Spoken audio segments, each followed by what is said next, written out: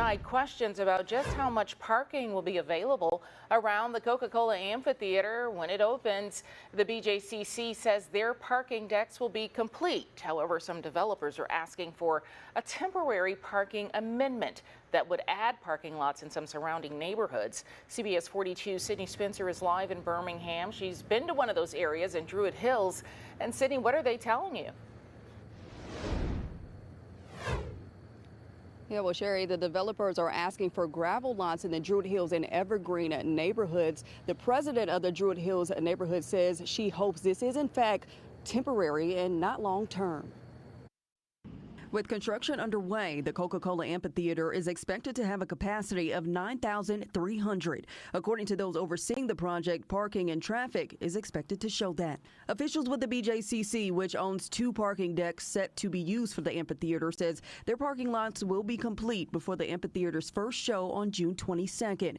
Meanwhile, the project's developers say that may not be the case on their end. We're a little bit behind when it comes to preparing the parking decks that are out there. Matthew Smith with CR Endeavors took to the city's Planning and Zoning Commission last week, requesting to temporarily rezone space within the Druid Hills and Evergreen neighborhoods. He says the project to fix the Caraway parking decks won't be complete in time to meet the deadline of the amphitheater start date. Okay, now when the amphitheater was brought to us, we were told that you had sufficient parking already lined up in parking decks and other places, and that was why you didn't need parking. So why is it that the amphitheater is now under construction and you suddenly discover that you need parking? It's not a sudden discovery of parking. It's a matter of timelines and development. So obviously with market conditions haven't been favorable to us. A request Druid Hills neighborhood president Janet Maycock says she and other residents were told about. We voted for that zoning variance to allow them to use some of the gravel lot for parking. Maycock says though they've approved Smith's request, they are concerned with the overcrowding and may cause in their neighborhoods. But she's remaining optimistic.